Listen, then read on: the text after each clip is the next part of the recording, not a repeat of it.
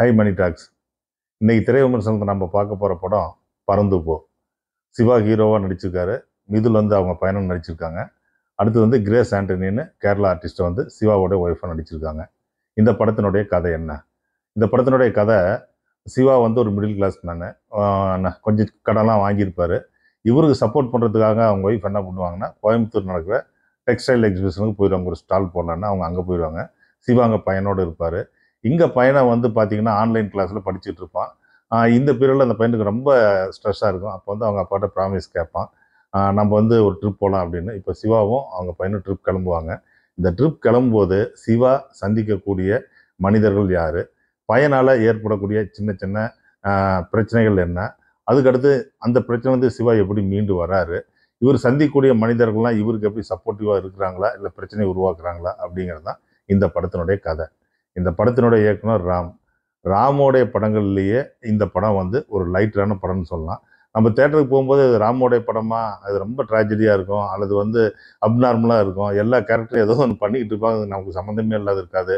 அதுக்கு அடுத்து பார்த்திங்கன்னா நம்ம பார்த்த ரொம்ப ரேரான கேரக்டர்ஸாக இருக்கும்னு நம்ம பயந்துக்கிட்டே போய் இந்த பறந்து போல உக்காந்தா. ஆனால் அது மாதிரி கிடையாது. சிவாவும் அவங்க பையன் மிதுலும் வந்து அவங்க பண்ணுற ஒவ்வொரு சீனும், அவங்க பண்ணுற ஒவ்வொரு காமெடியுமே வந்து நம்ம ஃபேமிலியோடு பார்க்க வைக்கிற மாதிரி இருக்குது. இந்த படத்தில் பார்த்தீங்கன்னா டைரக்டர் ராம் அப்படிங்கிறது அவருடைய தனித்துவம் அப்படின்னு என்னன்னு பார்த்தீங்கன்னா, எந்த இடத்துலையுமே அப்பாக்கள் இப்படி இருக்கணும், மகன்கள் இப்படி இருக்கணும் அப்படின்னு பாடமே அவர் நடத்தவே இல்லை. அவர் விசுவலாகவும் டைலாக்கும் கன்வே பண்ணுற விஷயமே நம்மளை புரிய வைக்குது. அதுதான் ஒரு டைரக்டருடைய சக்ஸஸ்.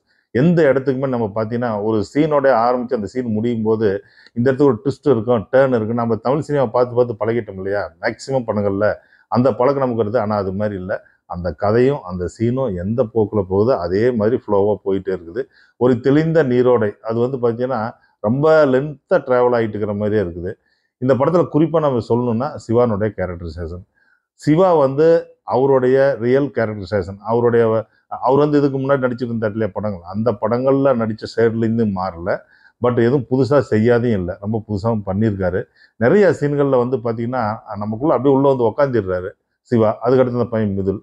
இந்த கேரக்டர்லாம் நீங்கள் இப்போ பாருங்களேன், நம்ம வீட்டில் இருக்கிற பசங்களை பார்த்தீங்கன்னா ரொம்ப தனியாகவே இருக்குன்னு ஆசைப்படுவாங்க. யார் கூடயும் போய் ஜாயின் பண்ண மாட்டாங்க, ஜெல்லாக மாட்டாங்க, பேச மாட்டாங்க. இது பட்டிமன்றத்துலேருந்து குடும்பத்தில் இருக்கிற எல்லாமே பேசிகிட்டு இருக்கோம். ஆனால் இந்த படத்தில் சிவாவுக்கு நடிச்சிருக்க மிதுல் வந்து எந்த இடத்துக்கு புது இடத்துக்கு போனாலும் அங்கே இருக்கிற பசங்களோட ஒரு போய் கனெக்ட் ஆகிக்கிறது, அந்த பசங்களுக்கு பிடிச்ச மாதிரி இருக்கிறது, அதுக்கடுத்து அந்த பசங்க கூட விளையாடுறது அப்படின்னு சொல்லி அதை வந்து இன்டைரக்டாக புரிய வச்சிருக்கிற டைரக்டர். இதுதான் டைரக்டருடைய சக்ஸஸ் அப்படிங்கிறது.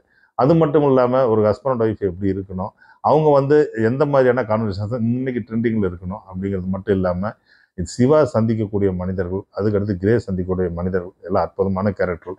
இதெல்லாம் வந்து பார்த்தீங்கன்னா நிஜ வாழ்க்கையில் இருந்தால் நல்லா இருக்குமே, இருக்காங்க நமக்கு தெரியல, அல்லது நமக்கு அவங்க கனெக்ட் ஆகாது இருக்கலாம், இருந்தால் நல்லா இருக்குமே அப்படிங்கிற மாதிரி எல்லாமே பாசிட்டிவான கேரக்டர்ஸ். யாருமே சின்ன நெகட்டிவ் கூட கிடையாது. ஒரு படம் பார்த்துட்டு வரும்போது ஒரு மென்மையான உணர்வு ஏற்படுது. குறிப்பாக சிவா வந்து அவங்க பையனை கூட்டிகிட்டு அந்த ஆன்லைன் ஃப்ரெண்டோடைய வீட்டுக்கு போயிருப்பார். அங்கே வந்து அந்த பொண்ணு அது அவங்க பேரண்ட்ஸு சிவா அவங்க எல்லாம் சேர்ந்துக்கிட்டு நைட்டு வந்து பார்த்தா ஒரு டான்ஸ் ஆடலான்னு ஒரு சர்க்கம்டன்ஸ் உருவாகும். அந்த இடத்துக்கு சிவா டான்ஸ் ஆடுவார். எந்த இடத்துக்குமே மகனுக்காக வந்து தான் விட்டு கொடுத்துடக்கூடாது, அல்லது மகன் வந்து தன்னுடைய அப்பா வந்து லேசி அப்படின்னு சொல்லிடக்கூடாதுங்கிறதுக்காக சிவா ஒவ்வொரு முயற்சி எடுப்பார். ஆனால் அதை அந்த பையன் புரிஞ்சுக்குவான். புரிஞ்சுட்டு அதுக்கு தகுந்த மாதிரியே நடந்துக்குவான். அப்போ வந்து பார்த்தீங்கன்னா சிவா வந்து அவங்க ஒய்ஃபோட சொல்லுவாங்க, இன்னைக்கு வந்து பையன் தனியாக தூங்குறான் எப்படின்னு தெரியல அப்படிங்குள்ள அந்த பேரண்ட் வந்து அந்த பையனை தூக்கிட்டு வருவாங்க. வந்தோடனே சிவா கேட்பாரு, பையன் ரொம்ப வெயிட்டாக இருந்தானா, இல்லை அப்படின்னு சொல்லிட்டு பையனை வாங்கிட்டு போய் படுப்பாங்க. இந்த மாதிரி இது எல்லாமே பார்த்து பழக்கப்பட்டதாக இருந்தாலும் இந்த சொல்லியிருக்கிற விதம், அந்த இடத்துல கனெக்ட் ஆகிற சீன்ஸ்ன்னு சொல்லி நிறைய இடத்துல இந்த படத்தை வந்து நல்லா பண்ணியிருக்காங்க. இதில் ராம் எனக்கு ஒன்று தோணுது என்னன்னு பார்த்தீங்கன்னா, கிளைமேக்ஸில் வந்து அந்த பையன் டூ டாய்லெட் போயிட்டு உடனே வந்து இலையில தொடச்சிக்கிறேன் அப்படிமா. உடனே வந்து அவங்க அப்பாவும் அவங்க அம்மாவும் சொல்லுவாங்க, டே இலையாடா அப்படின்னு. அது வந்து நாப்கின் மாதிரி தானே அப்படின்னு அவங்க சொல்லுவாங்க.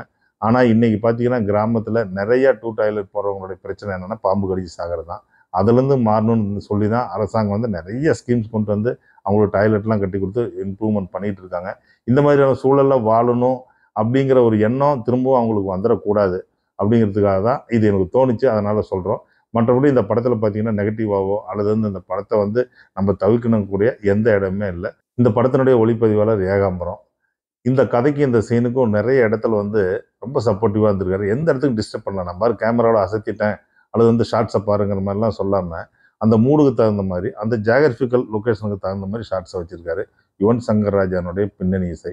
ஸோ ராஜா கிட்ட என்ன சொல்லுவாங்க அப்படின்னு பார்த்தீங்கன்னா, நிறைய சீனில் சைலண்டாக விட்டுருக்கிறது தான் பின்னணி இசைன்னு பெஸ்ட்டு அப்படின்னு சொல்லுவாங்க அவருடைய முந்தைய படங்களில், இளையராஜாவுடைய படங்களில். ஆனால் இந்த படத்தில் யுவன் சங்கர் ராஜா சைலண்டாக இருக்கிற சீனில் கூட ஒரு சின்னதாக ஒரு மியூசிக் போட்டு, சின்னதாக வந்து ஒரு கிட்டார் மியூசிக் மாதிரி அல்லது வந்து ஒரு கார்டை ப்ளே பண்ணி ரொம்ப பிரமாதப்படுத்தியிருக்காங்க. பறந்து போ நாங்கள் பறந்து போய் தேட்டரில் பார்த்தோம்னா ஒரு மென்மையான உணர்வு கிடைக்கும். மணி டாக்ஸ் நேயர்களே, கொஞ்ச நாளைக்கு பிறகு ஒரு நல்ல படம் வந்திருக்கு. நீங்கள் வந்து தேட்டரில் போய் பார்க்கலாம். இந்த ரிவ்யூ உங்களுக்கு பிடிச்சிருந்தா நீங்கள் லைக் பண்ணுங்கள், ஷேர் பண்ணுங்கள், சப்ஸ்கிரைப் பண்ணுங்கள்.